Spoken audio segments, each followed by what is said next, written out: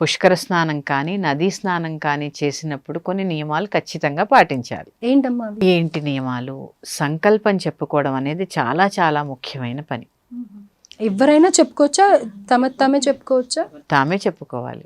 మీకు రాదు, చక్క పక్కన ఎవరైనా బ్రాహ్మణులు ఉంటే కూడా చక్క సంకల్పం చెప్పుకుని నదిలో స్నానం చేయండి.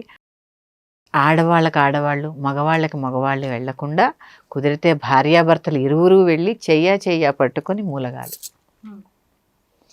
ఇది నియమం.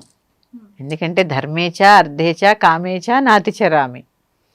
అందుకని ఆ నదీ స్నానానికి వెళ్ళినప్పుడు కూడా ఈ యొక్క చిన్న చిన్నవి పసుపు స్త్రీలమైతే పసుపు రాసుకుని స్నానం చేయడం, ఇట్లాంటివి నియమాలు కొన్ని.